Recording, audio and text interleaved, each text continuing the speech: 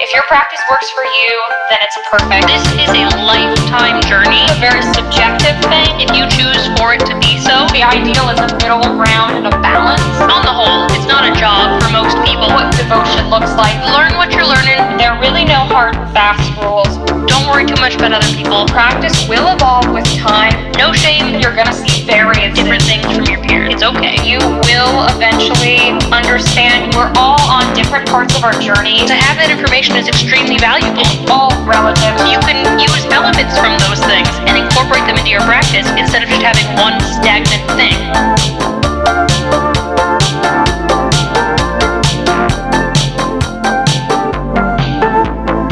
I am Georgina. I'm Nike. You are listening to Occultism with a Side of Salt.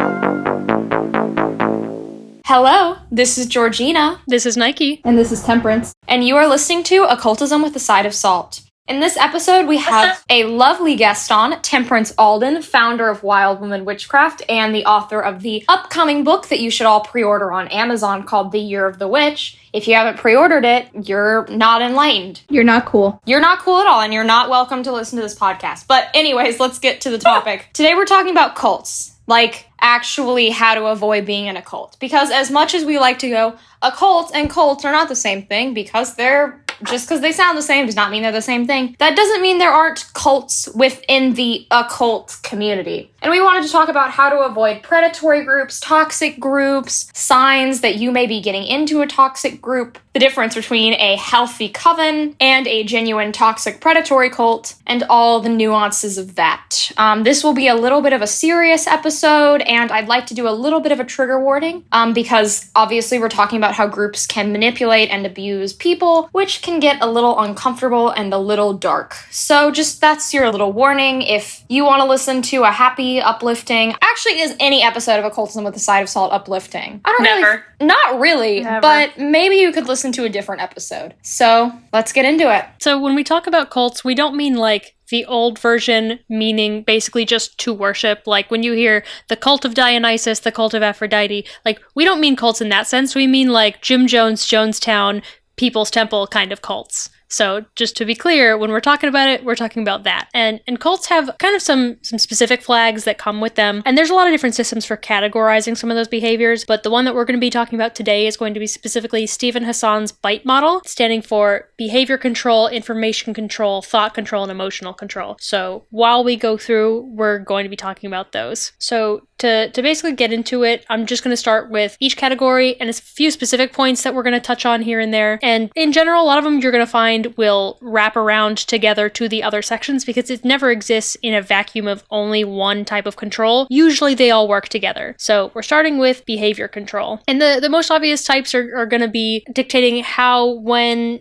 who you can associate with, where you can live, who you can live with. They'll try to isolate you, basically. And so when they want to isolate you, it's to get you away from people who are going to be telling you the things that go against the cult doctrine. I think that this point is one of the easiest ones to spot and hardest ones to infiltrate. So I'm Temperance, and the reason why I've joined Georgina and Nike today with this topic is because I was involuntarily placed in a cult from 2007 until 2011. And my experiences in that cult led me to a different perspective than I think a lot of the occult community has. And it's especially important when we talk about cults and covens and noticing the difference between the two, because I have a very tangible experience in a cult. So what I've noticed with this particular point and how it manifested in my life is when I was placed there, I was actually taken out of everything. I was placed in Montana, and we weren't allowed to talk to people on the outside. Like everything that was talked to us was filtered. So if I wanted to talk to friends, the letters would be read or monitored or thrown out or not received. Everything that came in was monitored. Anything that I said back was monitored. So when we have friends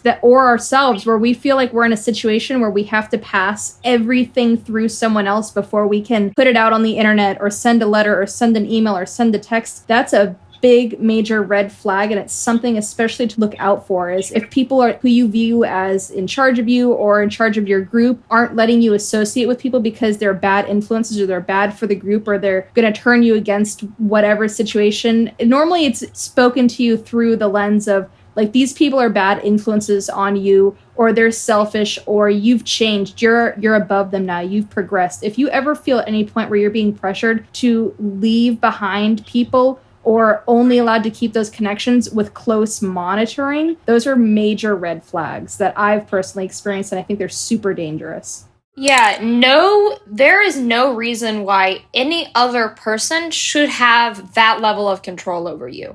I think something that we see a lot in the occult community, because a lot of the esoteric groups are a little smaller than general cults, because if you've ever attended like a coven meeting or whatever, like these groups tend to be very, very small. So it's not very likely you're going to be fully removed from your location. But something that we do see, especially when it comes to like internet cults, is people saying you should only date certain people, you should only be with certain people, you want to be away from your mundane interest. Because I've said multiple times, and I think something that's really important is to have a mundane, regular, normal life outside of esotericism. And I think when people are like, oh, if someone doesn't have our beliefs, if someone isn't a Wiccan, or if someone isn't a Celtic polytheist, like you shouldn't talk to them. And this very like us versus them modality when referring to people is just so concerning and should be avoided at all costs.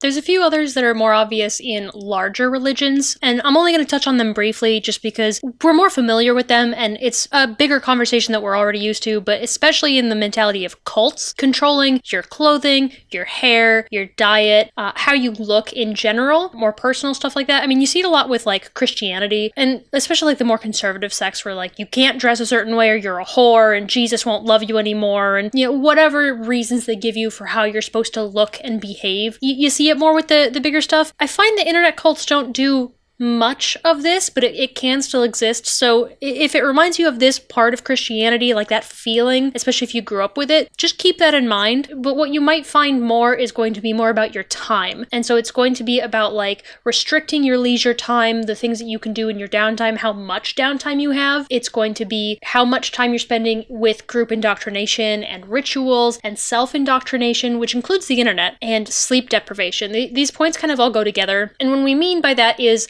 I'll give reference to Jonestown a lot because I know a lot more about the Jonestown cult. In Jonestown, they mixed sleep deprivation and your time indoctrination together. So the whole day, you wouldn't get a lot of sleep. You'd be kept up late with sermons or working or whatever. And then you'd wake up early, and then you would have to listen to the Bible being read aloud on loudspeakers all day, constantly, nonstop. If it wasn't that, it was music from the Bible, like Christian music, and it was all while you're doing hard labor. Basically, all of their time was spent in cult doctrine and doing things and hearing things from the cult or from Jim Jones himself doing speeches. So if you find that the majority of your time is spent with your group, Mormonism does this too, where especially if you're deeper in, it's many days of the week are going to church and doing group things. I don't know what they're called, but like doing things that are associated with the church, going to church, having group meetings, youth group, things like that. If you find a lot of your free time is taken up just by this one thing, that's a good indication that they want you to not have time to think other ways or to seek out other sources. I think another way that looks too is at like even outside of Jonestown, and if you step it into the role of like how maybe pagans would take that role on, it would look a lot like giving people specific functions or roles in like learning or teaching, especially if you join, let's say you join a startup coven and like all of a sudden you're like a high priestess of whatever and you've never had a role like that before, and now you have to spend all your time writing liturgy for the group, and you're teaching new people that are coming in, and you're recording podcasts and you're recording, you know, whatever else. And in a coven setting, that would really be how it manifests, because you're not living, for the most part, you're not going to be living with the group of people. You're not going to be being watched specifically, but you may be assigned tasks to do, like jobs, but you might notice that these jobs will take up more and more of your time, and you'll maybe be eager to do them at first because you're like, you feel important. They make you feel important, but you need to be careful when you take on something new that you're not actually being like siphoned into it versus actually, you know, giving your time to it. Yeah, I think a big thing that we see in the occult community or the witchcraft or pagan community is the use of titles, especially like even in ceremonial spaces. Like you get all these degrees, you get these fancy titles like Ipsimus or like Frater, blah, blah, blah, blah, blah, and all these like very honoring titles that sort of convey a level of expertise and whatnot. And I think a thing that we don't talk about a lot is a lot of the times these titles don't necessarily refer to skill, but rather the amount of work you're doing for a group or the amount of time you've been there. And a common thing in general cults is that they'll give people these really fancy titles to make them feel special or to feel more significant, because it does feel good. It feels good to be told you're a 9th degree Knight of the East Wind, right? Like that makes you feel special. There's something exciting about being told, I'm a priest. But the thing is, these titles don't necessarily mean that you're a great practitioner, but rather if they're given to you by people, that you're valuable to that person. Or I've read when I was reading about like things that cults do, sometimes if they see that you're starting to waver or question, they'll give you a promotion or they'll up you a degree. And I think we need to really pay attention to these power dynamics and the way that being told that we're given these great titles, or that if you've spent a long time in a group and you have some fancy name, that you're too worried to leave because you don't want to lose that status. To remember that beyond any title or fancy term, what matters is your relationship to the spirits and to the craft. More than being the high priest of whatever, what matters is your practice, how it affects your life, and your relationship with the divine. That is more important than any title that any group can ever give you. And so I think we need to be skeptical and critical of what these titles actually mean and not just take them at surface value. There's always going to be, in our specific bubble, there's always going to be a hierarchy system, a power structure if you're joining a group. Most groups aren't just kind of free form. Most groups do have a structure and a hierarchy, but when you join that structure, you should notice things like the people on top aren't necessarily just like the best friends of the person who's at the head of the group, or people aren't just promoted for no reason, or people aren't just promoted when they're about to leave. There should be very clear and defined ways that you achieve each level, and everyone should be able to achieve each level. Those are like key things to look out for. If you notice that the people that are involved are just all best friends, there's nothing wrong with that, but it's a red flag. The talk about levels and statuses actually leads really well into the financial exploitation point. A lot of cults do things to get your money, and some of them are all of your money. Like Jim Jones, and he's not the only cult to do this. Scientology does this too. Oh my God. But Jim Jones would do this thing where he would get older members to basically sign over their houses to him, and, because he made friends with them and he helped them, and so they had nobody left, so he became their beneficiary, and so he was able to like sell off their homes and get all their property. But sometimes this is like a pay-to-play system in a sense, and this is exactly what Scientology does. And it might not always look like that in like online cults, which is more of what we'll talk about here. But just keep in mind that if they're taking a lot of your money in any form, it's a big red flag. But I found that online cults tend to be more of like the cult of personality style, saying, oh, this bill came up and I really need your help. And they make it like a pitying thing or a pleading thing, or I need your help. Or maybe it's like, I spend so much time doing this for you guys. It costs me money and time that I could be making money other ways, or I could be working a job, but I'm here helping you. And that like guilt thing is another point. And so often they'll ask for your financial help, or, you have to pay to be part of this ritual. And you might think, well, that makes sense. They're running this thing. And it's different than like paying for a practitioner to do spell work for you or something. If you're supposed to be in their group, most groups are not going to tell you, give me money in order to participate. So just keep that in mind, that if they're taking your money, it's a big, big, big red flag, and be careful. No, I disagree with that. The thing with money is it does make sense. And my experience in the IRL community in New York is a small fee for a ritual makes sense because they have to pay for supplies and rent. A lot of the times these groups are renting space and they don't have a lot of people. However, these fines are like $15 or $10. It's not much. Yeah, I suppose I should elaborate. Yeah, it's not going to be like smaller fees. Like if it's under 100, I'll say it's probably fine. Once it hits triple digits, start watching it. Anything more than that, like 4 digits, ooh, watch out. Yeah, well, almost every ritual I've gone to has had you pay like $10 to $20 to attend, which makes sense because people have to pay for tools, food, like all sorts of things. And if you join a group formally, I mean, you can expect a monthly dues payment. However, these dues are typically not that high and are typically just so they can make rent if they have a physical location. It becomes problematic when it's a lot of money or if they know you're going through a financial rough spot and really pressure you or something like that. But I think that an important thing to note is that if you see a fee that's like $20 ritual fee or whatever, that's not problematic. That's just because these groups are small. Because I think a big thing to remember and something that makes it hard to compare pagan or occult cults to regular cults is these groups are small and typically lack a lot of infrastructure, which is going to impact the way that they function because, right, like there's no formal temples really. Like I can think of one occult group in New York that isn't out of a shop that has a location, but it's not like they have a cathedral. They have like a small location. But I think that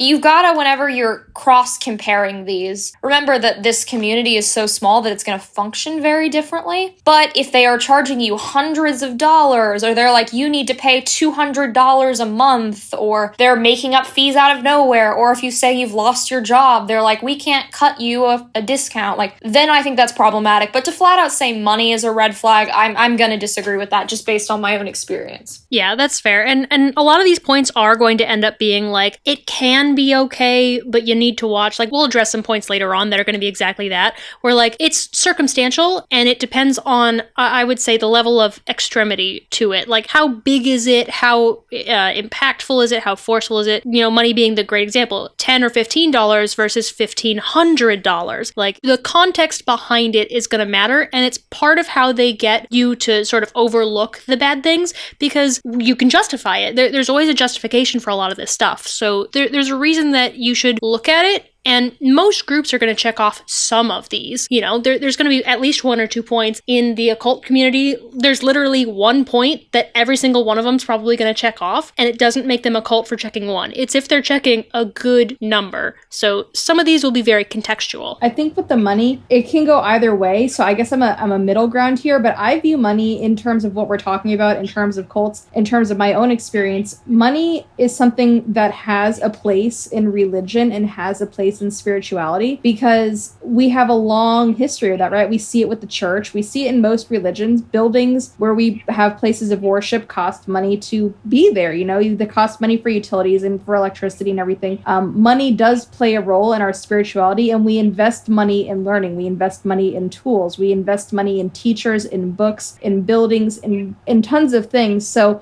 I don't think that money itself is a red flag. I feel that transparency in money is where the red flag becomes available. So if let's say I go to church and I give my weekly offering of $5 because that's what I'm giving to the church publishes, like every quarter they publish their budget or whatever. And it's very transparent. You can see what they're doing with that money. And most churches do something like that. They post like a yearly budget or a monthly budget, or they do audits every so often. So I think that any group that is taking in money should be very transparent with where it's going. Like if I go to a class and I pay them $15, usually it's like $15 for the space and the supplies that I'm going to need for the class or whatever like that. I think it's very transparent. Now, if I go to something and they're like, oh, it's like a $200 paywall for you to be part of this group, and I never know where that $200 went to, that's where the red flag for me comes in. So the information control, I think, is going to be one of the bigger areas for online cults especially. So information control is going to be pretty straightforward. It's keeping information from you or changing information, just like generally. So withholding information, lying straight up,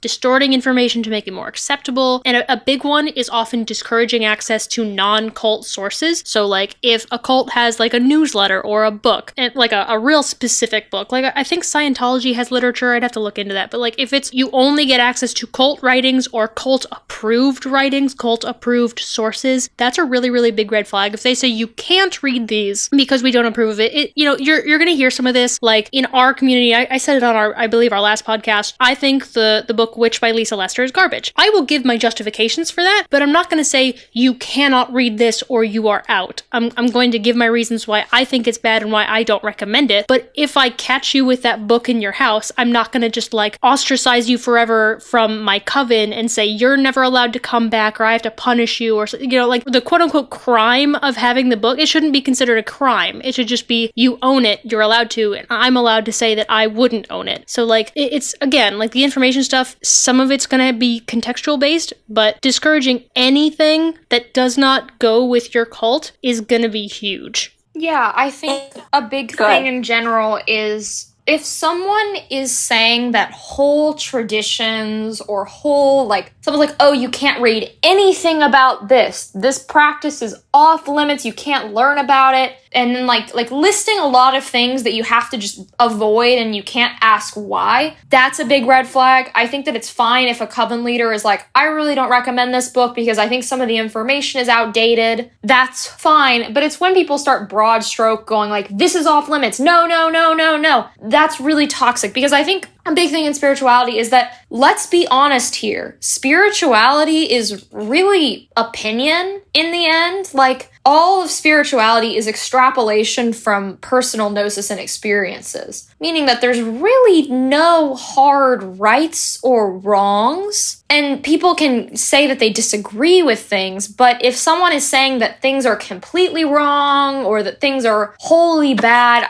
that becomes very moralizing and very just incorrect, because I think anyone who's been in the spiritual community for any amount of time is going to realize that a lot of these mystical experiences are very subjective and very kind of hard to fully interpret in a clear-cut way. So I think just anyone who's drawing a lot of dichotomies or banning topics or anything like that is just that's a very red flag to me, because I think with time in spirituality we tend to realize that there are a lot more yeses than nos, if that makes any sense. Absolutely. And I want to bring up another dimension of the information control, even based on my personal experience. So like, I mentioned that I was where I was from 2007 to 2011. We had a big financial crash in 2008, and I did not know about it. I did not know it existed, that it happened, or anything about it until 2011 when I left. So one way that cults, and especially online cults, I cannot make this any clearer, they will use misinformation to redirect their cult members to what they want them to believe. And the biggest way that we're seeing that right now is QAnon. And information is not just restricting information, but changing information to meet the goals of the cult or the goals of the unifying body. So if I were to say to Georgina, actually, Gerald Gardner did not create Wicca, some random woman did, and I'm going to give you her name and blah, blah, blah, and I know I'm right. And Georgina's like, oh, like, can you cite that? And I send you like a whole bunch of misinformation links. That's a way that they use information to control their people, is by purposefully misdirecting, purposefully misteaching, purposefully closing them into a bubble of what they want them to know and nothing more. It's like really dangerous, I think. A lot of the information is also slated as very black and white, and this black and white thinking, it enters a couple of the different areas of the BITE model, but the way of thinking about information is also very, very important. It's not just, I'm telling you you can't have this, but it often becomes, that is bad, that is wrong, that is evil, even, like in some cases. And it's very much like there is no gray, there is no neutral, there is no, it's good to have outside perspective. It's literally just, our doctrine is good, that doctrine is bad. Our information is right, that information is wrong, and you are not allowed to have it. If it becomes what you're allowed to know, allowed to read, watch out for that, versus just being discouraged. So another big thing is spying on other members. In-person cults will do this a lot, but I've seen it online too. I've been witness from the outside to groups where, and you might have even had this like in smaller friend groups, but like, so picture if you were in high school and you told a friend of yours a secret, like you went to a party with your other friend's boyfriend, nothing happened, but you just happened to like be at that party with him and you don't want your friend to find out because you think they'll get mad. Well, the friend that you've now told spies on you for this other friend and then goes and tells that friend what you've done. Think of that mentality of like, I told this to you in confidence, or we just, like, there was no reason to tell anybody what I did, but they go and do it anyway. If they're like spying on you for the leadership,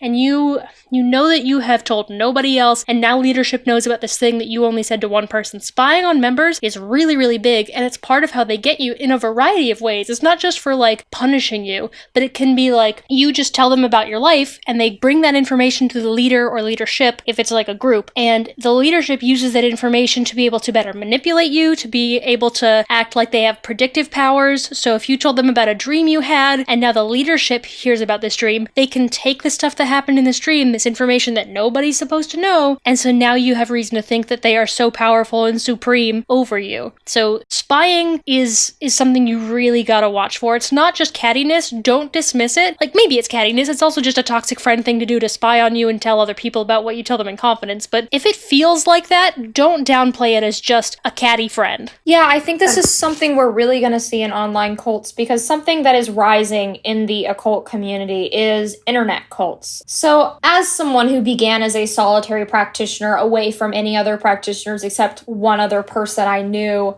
you're going to go to online communities, and online communities are flourishing. There are a bunch of these little, like, online covens that have, especially Discord servers. I see this the most common on Discord, but it exists on other platforms too, where they'll even have, like, little classes by community members, and they'll do these rituals or whatever. And the problem with that is that these communities are great for establishing cults, especially because a lot of minors are on these platforms. And personally, I don't think minors should be involved in any covens or occult groups, unless maybe they're with their parents. That's a maybe for me, but I think you can be an underage practitioner, but I just don't think anyone should be initiating into groups as a minor, personally. But a lot of these groups have a lot of minors involved, and they'll have people spy on their friends. They'll have alt accounts go in and join and spy on people on other servers, and they'll tell you that these lists of people are good and bad, and they'll tell you the books you have to read, and they'll not to read anything else. And people don't take it seriously because they're internet cult, but they are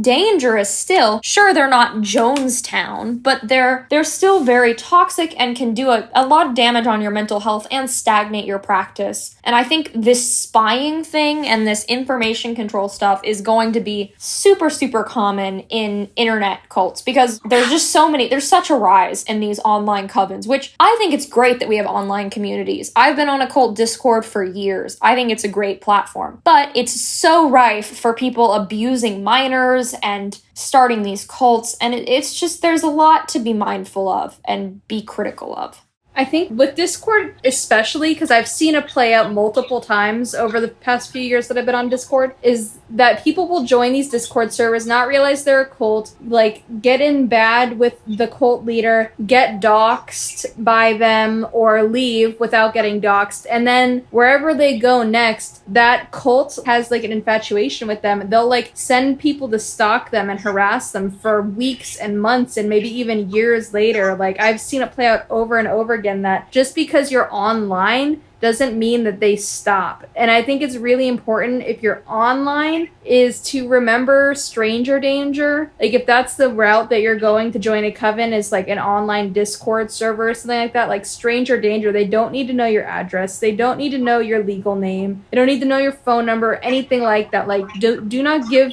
random people your personal information online.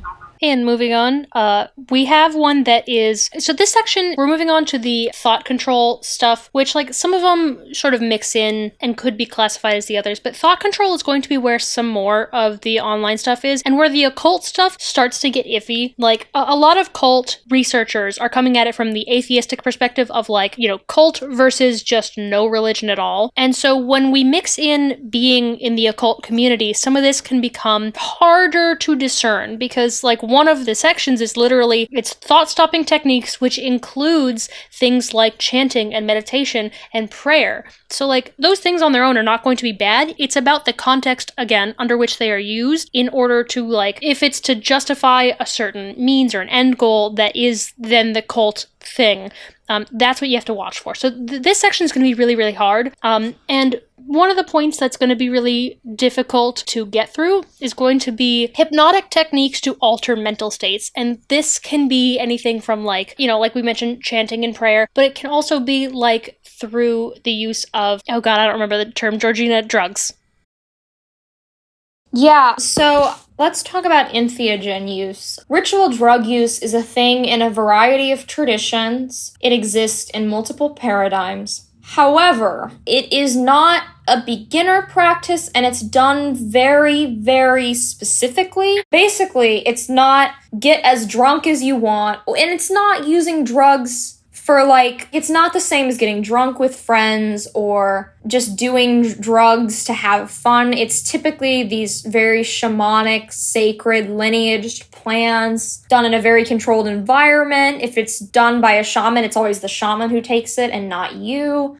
It's not get as high as you want. It's always done under supervision of someone who knows what they're doing, and it's not there's no reason why someone should just say, do whatever you want, do meth, shoot up heroin. Those are not sacred plants. These are almost always sacred plants. They're done very specifically. It's in a safe environment. And it's not done all the time. It's done very strategically for specific journeys and experiences. And it's not casual. I think a big thing that we're seeing is these cults that are you need to be intoxicated for every ritual.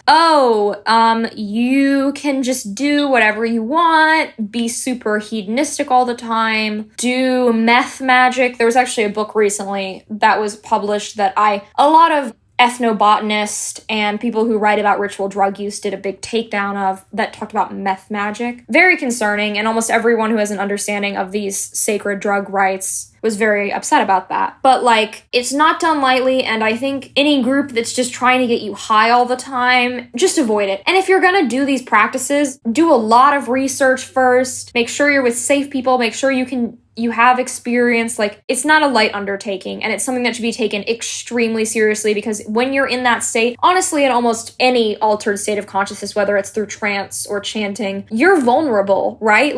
When you're under a altered state of consciousness, you're so much more vulnerable than you normally are. It's a state when someone could really take advantage of you or hurt you, and it's something you need to be extremely, extremely careful about. And you have to trust the people you're around with that, because you're not all the way there like you are in a normal conversation. It's a risky thing, and it should not be done lightly. It's also a good way for them to control sort of your mind and your memories, and it's part of the gaslighting thing that comes along with this section. It's a great way, if you're a cult leader, to really control people. You get them high, you get them off balance. They can't tell reality from fiction because they're high, especially if it's stronger stuff that is not these sacred plants. But even on these, they can very easily use it to control the people that are on them. So, just be aware, just be very, very careful if you're going into some of that stuff. But to go along with some of this, it's also the chanting, the meditating, the praying. We talked earlier about the time that they make you invest. There's a difference between sometimes you pray, sometimes you chant, sometimes you meditate, versus doing it all the time. But much I talked about how Jim Jones would blast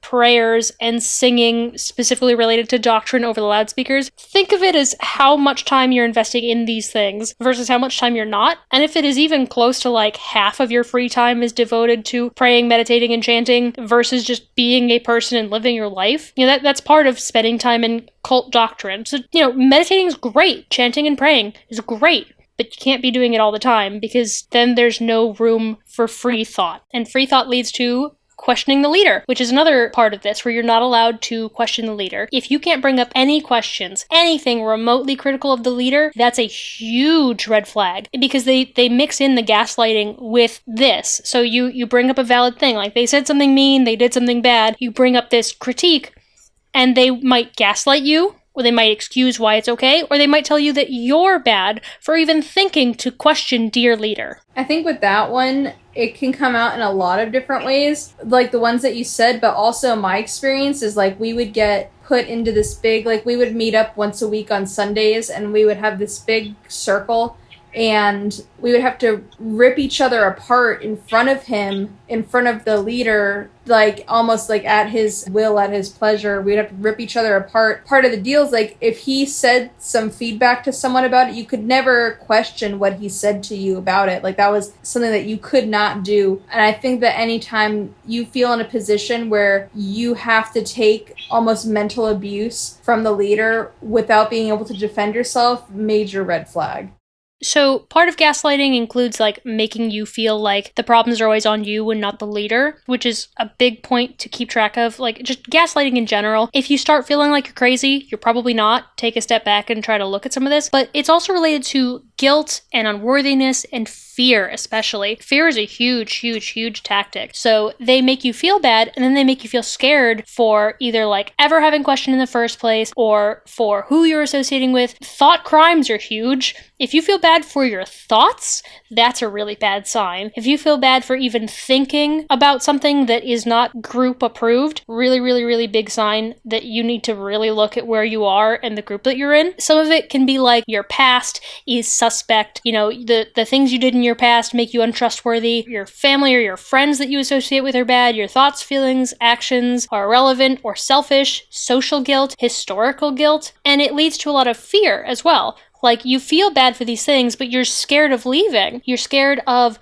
people on the outside. It can be the outside world in general. It can be, they find some word to just be the generic word for enemies. Sometimes it's like communists, so be scared of the communists, be scared of outsiders, be scared of people that are against you. But it's not like a specific person, it is just generally enemies. Or you might feel afraid of losing all of your friends or your support group because they become your entire life. You become afraid of losing salvation, especially in religious cults. This is a big one where you fear for your immortal soul, because we're speaking from the context often of Christian cults. So you fear for your salvation in the religious sense. And you get really scared of the outside world. Mormonism does this one a lot. They tell you that nobody outside the group is happy. If you leave, you will never be happy again. And so that's a big fear tactic too. It can be like hell or demon possession. Jim Jones would talk about accident cycles. If you went against what he told you, you could die. Not because he would kill you, but because he was so powerful and that being part of the group was the only way to stay safe. If you questioned it or left, you would die. Like, they make you fear for your life and your safety and just not having a support network anymore. A big one is like, you don't have any money. Sometimes the cult provides you your house and your job and your friends and your family. You would literally be homeless without the cult. And so they keep you in for fear of that. You may feel there's no reason to leave because without them, you would literally have nothing. I think a big thing with fear and the occult is hexing. I think there's a lot of fear around the concept of hexing and cursing, and I think that it's something that, like, you can even see on TikTok, like people being afraid of being hexed and people threatening with that. I think that something I've seen with these cults and these groups is that they'll talk a lot about hexing, right? And then if you want to leave, you're thinking, well, they talk about hexing all the time. They're going to hex me if I leave. Or if they threaten to hex you,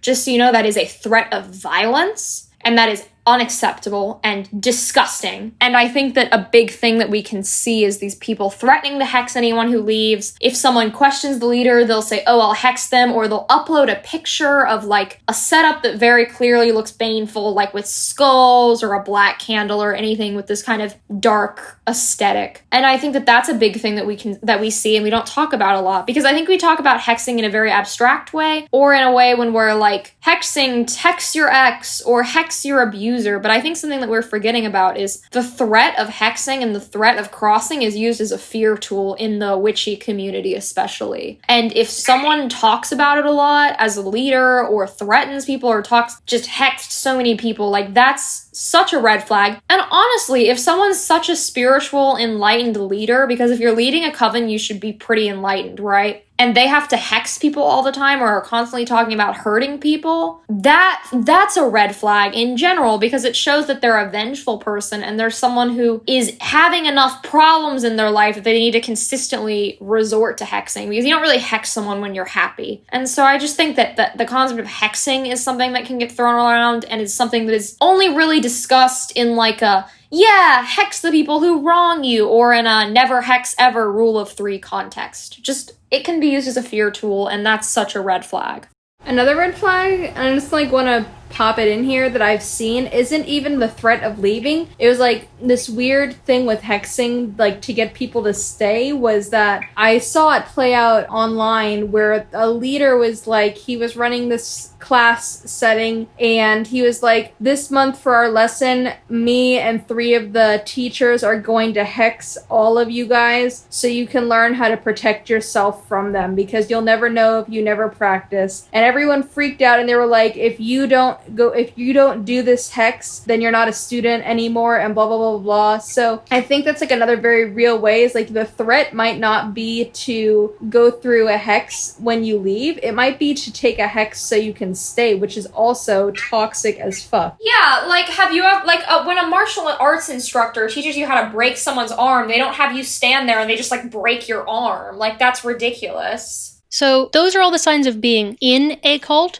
So the common questions are going to be, how do you help people in a cult? And if you're in one, if you feel you're in one of these groups, how do you get out? So it's either how do you get yourself out or how do you get somebody else out? So Temp, I'll defer to you for this one because obviously you would have the most experience. Yeah, this is the kind of a tricky one because not one size fits all. I think on a very, very surface level, the best thing that we could do first helping people in cults, right? Because that's the easier thing to do, is to just be supportive of them. If we're a friend on the outside and we've noticed that our friend is getting sucked into a cult, they're going to be very resistant to that concept. They're not going to believe it's a cult. They're going to fight you on it. Really, all you need to do as a friend is just maintain contact, keep it light, check in with them. That way, if they ever need to leave, they know they at least have someone. The more you push on them that they're in a cult, that what they're doing is wrong, and all those sorts of things, they're going to either be pulled away from you by the cult, or they're going to feel as though they have to separate from you for the cult. So if you recognize these signs and you bring it up once or twice with your friend and you feel extreme pushback, just back away, make the friendship very platonic, like, hey, just want to check in, how are you doing? It's been a few months, haven't talked to you, and just be a stable, supportive person. That's all we can do for them in this situation. People getting out of cults is different because no one can rip someone out of a cult, right? If they're an adult, they're an adult. That's it. An adult has the legal choice to stay somewhere or leave somewhere, and we cannot take that legal choice away from them. If we're online, it becomes even more difficult because we don't control their passwords. We might physically see this person every single day, but we don't control their passwords or where they're logging on or anything like that. So helping them get out is a lot harder when you talk about the online format, especially online covens that are actually cults. Helping them get out may look like, helping them secure their accounts. It might look like helping them Google their name to make sure nothing pops up. It might look like having them change email addresses, change phone numbers, helping them do things like that, because when they leave, they might get doxxed. Those are all things that we can do to help, but we can't just go in and pull someone out. As much as we want to, they are adults who are making a choice, and you have to let them make that choice until they reach out to you to help them unmake that choice, if that makes sense. And part of getting somebody out or getting yourself out is going to be understanding this concept called the sunk cost fallacy, which is that I've invested too much time, too much money, etc. for it to be worth it to leave. And what I mean by this is, for some people, it's so personal, right?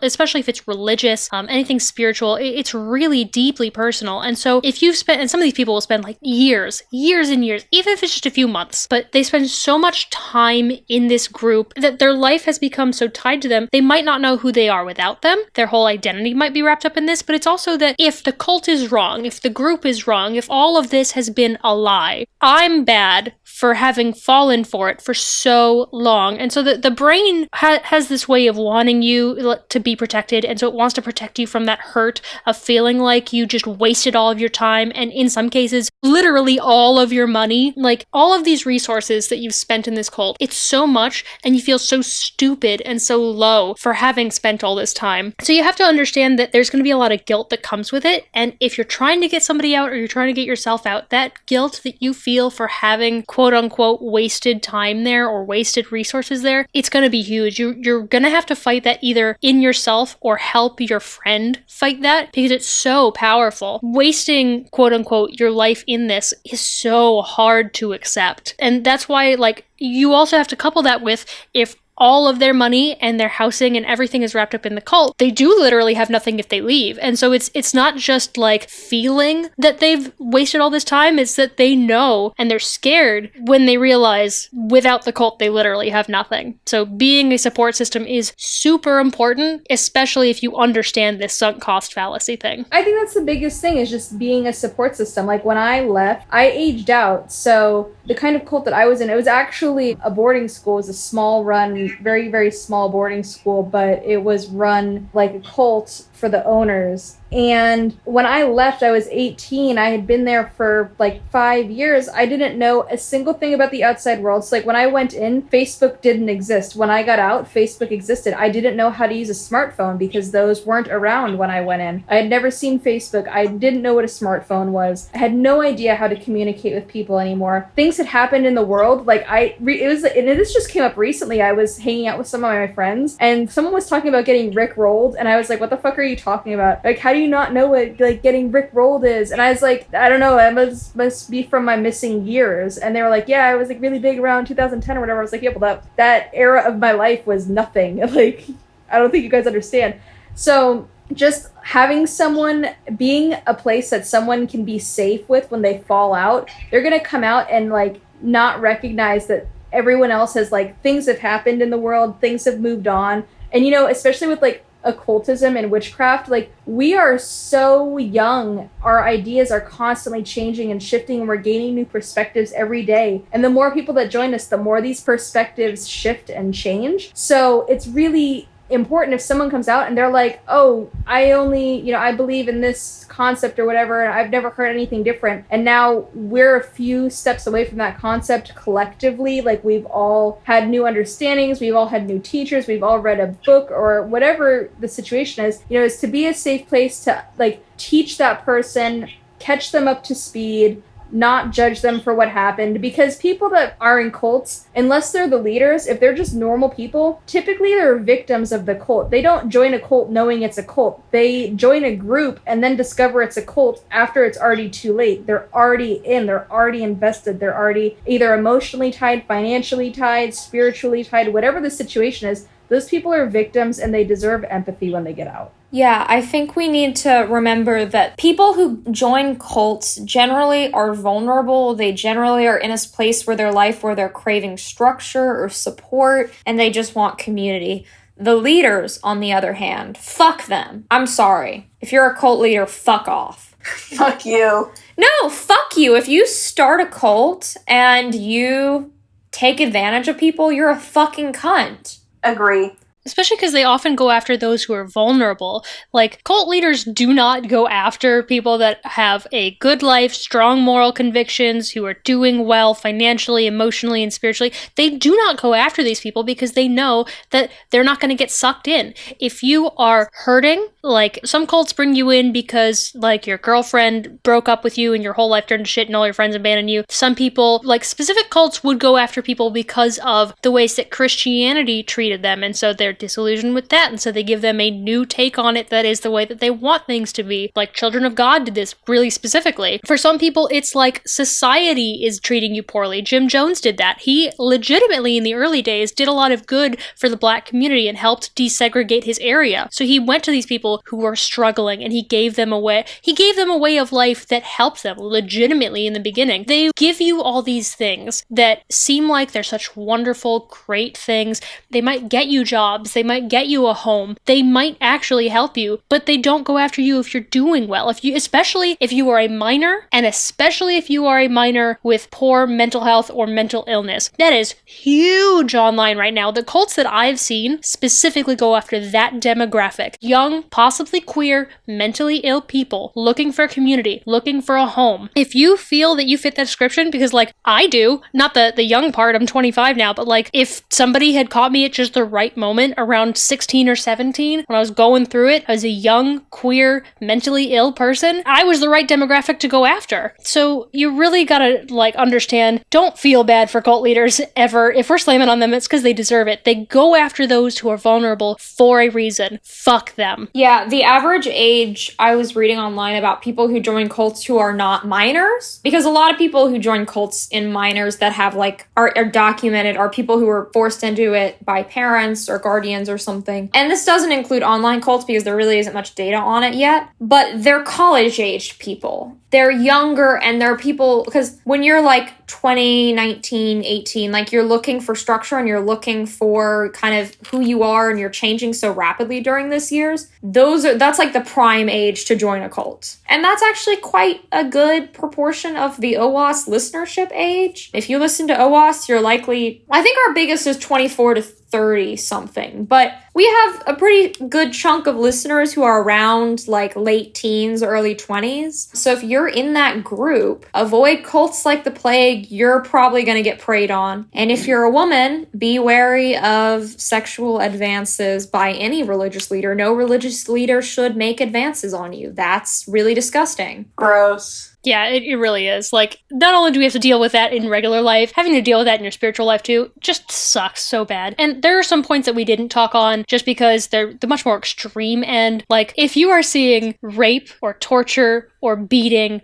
or kidnapping, separating families, imprisonment of any kind, I don't mean getting thrown in jail. I mean they basically make their own punishment place for people where they're not allowed to see anybody else, like that. Or just straight up murder, things that are very clearly illegal. Those are also cult things, but we wanted to cover the more subtle things. But yeah, if somebody is trying to take advantage of you sexually, no matter who you are, especially young women, because boy oh boy, do male cult leaders love going after women, just be real wary immediately. People in positions of power should not be trying to take advantage of you, and they should not be trying to use their position in order to get something from you like that. Leaders are here to lead you and teach you. They shouldn't be teaching you sexually. Nothing you do should involve sex if you are not specifically asking for it. I'm sure Georgina can speak on this one more, but we can go with sex magic as an example, which I know some cults use. You could, just like with breaking your arm, you can teach somebody sex magic without having sex with them. So sexual advances for young women especially, but men and non-binary people as well. Huge red flag. Yeah, in terms of sex magic, because that is a thing in traditions, especially Thelema, which I practice. Sex magic, when someone's teaching it to you, they should just be explaining how to do it. You do not need to have sex with someone to learn how to do sex magic. And inside of the occult community, sex magic specifically has been used to prey on people. That's just a fact. There have been sexual assault cases inside of some of these traditions that incorporate a lot of sex magic. And I think a big thing to remember is when you're talking about sex magic, no person needs to have sex with you for you to learn how to do it. You can be told how to do it and then go home and do it with your partner. Or if you want to have sex with someone who's a slightly more experienced practitioner who can teach you in that way, that's fine. But no teacher should look at you and go, "You're my sex magic student. Okay, get naked." That is not how that works. That is disgusting, despicable, and I don't even know how that's ever, just be careful. And okay, I'm gonna say if you're someone who's experiencing that or someone has pressured sex magic on you, you can message me on Instagram or something and talk to me. I'm open to talk to you because I know that stuff is really hard to deal with, and you're valuable and you are so much more than that experience, and your spirituality can exist without any group or without any specific teacher. If that is something you're experiencing, you are not stupid for falling for it. You are not lesser for going through that experience. You are a valuable whole person and you are loved and you're really important, and I'm so, so sorry that someone has hurt you. And that's really important for all of this, actually. If you find that, and I would encourage you all to look up The Bite Model by Stephen Hassan. We'll link it as well, but I'll just read the link out because it's easy. It's freedomofmind.com/bite-model. It's just real simple. If you find yourself going through this and you come to the realization that you might be in some form of cult, even if it's just the beginning stages and you kind of fear that you're in this, do not feel stupid. Cult leaders are incredibly smart. They know what they're doing, and they choose their victims, they choose their methods, they play the game of escalation to get you comfortable. They know what they're doing. You're not dumb for falling for it. It's a planned out, methodical thing. So just like any other form of abuse, it's never going to be your fault. You're not dumb for any of this. It's on the leader, it's on the perpetrator. And on like the sex magic stuff specifically, it doesn't just have to be like they tell you you must have sex with them. It can be if they demand to see you naked, even if you don't want to do that, and they tell you that you'll never be able to learn anything without them doing that with you. If they tell you that they have to watch you do something sexual, if they tell you that you must watch pornography with them, you can do that on your own time. That's perfectly fine. But if they demand to do it with you, anything remotely sexual, if they demand to touch you in any way, clothing or not, any level of anything sexual that makes you uncomfortable counts. Because I know that the sexual stuff, a lot of people don't know where the line is. If it makes you uncomfortable in any way, it's not your fault. They are doing something wrong and they know it. Don't downplay it. If you think even for a moment that something might have happened that you didn't consent to and that you were uncomfortable with, don't doubt yourself, please. Just like as a key side note is some groups in occultism do the whole skyclad thing. That's their business, okay? But groups should be very upfront about it when they do it. And there should not ever be minors involved in groups like that. So that's a major red flag. If you see that like a group says it's open to 14 or 15 plus, but then it has lines about skyclad in there, major red flag, major avoid, very gross and ugly feeling. But also, if you know that you would be uncomfortable in a setting like that, in a sky-clad setting, find alternative groups. There's going to be alternative groups. Not everything is for everyone. So don't just pick a group that you know you may be uncomfortable in. But just know that in occultism, there are going to be groups that maybe push a boundary of propriety that you have, and that does not make them a cult.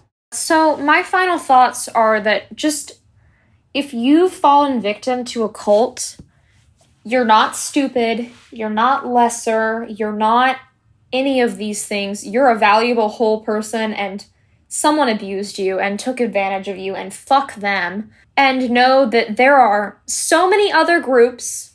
This isn't the only group. There's no group that is the group you have to join. Other ones exist. Your spirituality is not defined by being part of one group. Your spirituality is nuanced, and your spirituality is so much more than this one group, right? You are so valuable and so precious and so important, and it's worth it to leave now. Even if you've lost a lot of time or money, you could lose more. So just be brave, be bold, and know that you're going to be okay and your path is going to be okay too, and take care of yourself. My final thoughts are that if you've been in any kind of group, even if you think it's a good one, check the bite model occasionally anyway. It's incredibly valuable. I even did it with some of the groups that I was part of just to check in, because the likelihood for most people is that you're going to be fine. But the big thing to remember is that these groups play the game of escalation. So maybe when you joined it was fine, but things could have changed over time without you really noticing. So go through the bite model, go through other models of cult behavior because they do exist out there. I'm just most familiar with this one. Check in every now and then. Every couple months, every couple years, check in. Because maybe something changed, maybe it didn't. And if it's a fine group, checking this will not harm you in any way. My final thoughts are that no matter where you've been or what you're doing, to be aware of your surroundings going forward, and to recognize that if you fall into a cult on accident, it's not your fault, you're a victim, and you can become a survivor of it. Just because something looks good on the outside doesn't mean it's going to be good for you on the inside. You may be hurt, but there's always time to heal. And don't ever let anyone on the internet pressure you into doing things that you don't fucking want to do. It's just the internet, and you can turn off your phone. And Temp, where can they find you? Tell us a little bit about your book. Where can they buy it? What's the whole deal with that and with your whole platform? So my book, Year of the Witch, comes out November 1st. It focuses on non-Wiccan Wheel of the Year and how to adjust it with global warming, climate change, and really making it your own personal wheel versus just 8 days that we pull on a calendar. That comes out November 1st. It's available literally globally anywhere, globally on Amazon. It's going to be pretty much everywhere. Barnes & Noble is going to have it, and little stores are going to have it, so that's pretty easy to find. I can also be found on Instagram at Wild Woman Witchcraft, TikTok is at Wild Woman Witchcraft. Twitter is at Temperance Alden. YouTube is Temperance Alden as well. And I can be found at Wild Woman Witchcraft on Patheos Pagan blog as well. I'm the host, Georgina. I can be found under .darling on Patreon, Instagram, YouTube, Twitter, and TikTok. And that's me. And I'm the Warrior Witch Nike. You can find me on YouTube, Instagram, Twitter, but it's Warrior Witch N because the naming convention's too long. I have a website now, which is a blog, warriorwitchnike.com as well. It's